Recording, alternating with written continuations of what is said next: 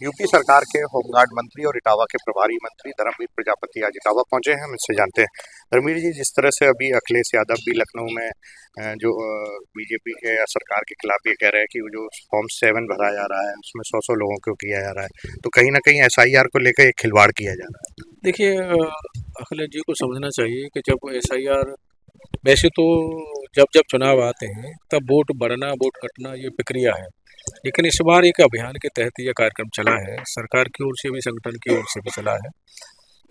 तो इसमें जब देखने में आएगा अभियान के तहत चला है तो एक परिवार में 7, 8, 10 वोट हो सकते हैं, लेकिन 100 वोट, 50 वोट, 150 वोट निकल रहे हैं, तो ये फर्जीवाड़ा तो है ही। क्षेत्रीय दलों की जो सरकारें रही हैं उन्होंने फर्जीवाड़ा तो किया ही। अब दर्द उनके इसलिए हो रहा है कि वो फर्जीवाड़ा खत्म हो रहा है। जो 100, 150 वोट आगरा में एक परिवार में 150 से ज़्यादा वोट निकले, 200 के आसपास वोट निकले।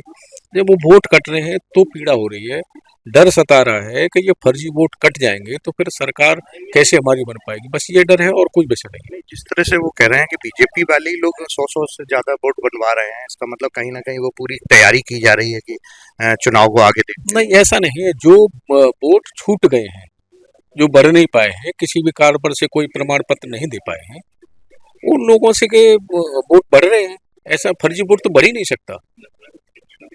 तो वोट जो वास्तविक वोट है, जो वोट बढ़ने छूट गए हैं, बस उनके लिए है। अच्छा, दूसरा सवाल है, जिस तरह से आज आप प्रेस कॉन्फ्रेंस भी कर रहे हैं सेंट्रल के बजट को लेके, यूपी स्टेट का भी बजट आना है, यूपी स्टेट को लेकर किस तरह की तैयारियां है? चूंकि स्टेट इतना बड़ा स्टेट है, अलग अलग पोर्शन में है, तो क्या क्या कुछ खास होने जा रहा है इस बजट? निश्चित रूप से दूसरी बार सरकार हमें उत्तर प्रदेश की जनता ने दी है, और सरकार जो है निश्चित रूप से उन सभी उत्तर प्रदेश वासियों का ध्यान रखेगी, और कोई भी इस बजट से उत्तर प्रदेश वासी निराश नहीं होगा। सरकार सबका प्रयास करेगी कि सबका साथ, सबका विकास और सबके भागीदारी उसमें रहे, और सबका ध्यान रखा जाएगा। ऐसा बजट पेश किया जाएगा। अखिलेश यादव का कहना है कि आशा वर्कर्स के लिए भी उनका उत्पीड़न होता है, उनके साथ आर्थिक उत्पीड़न सरकार करती है, तो क्या इस बजट में कुछ ऐसा कुछ खास आने जा रहा है कि महिलाओं का विशेष ध्यान रखा जाए, और जो युवा है, युवा भी रोजगार को लेकर कुछ? केंद्रीय बजट में भी युवाओं का, महिला का ध्यान रखा गया है, और हमारे वैसे भी हमारी मातृ शक्ति को आत्मनिर्भर बनाने का हमारा प्रयास है।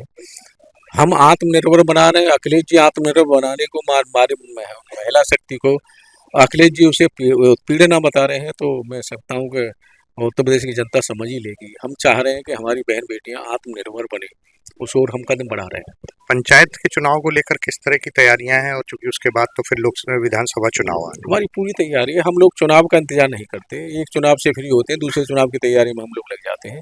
संगठन और सरकार निरंतर जनता के बीच में हम लोग रहते हैं। जब आशीर्वाद मिलता है तब विपक्षों को कष्ट होता है।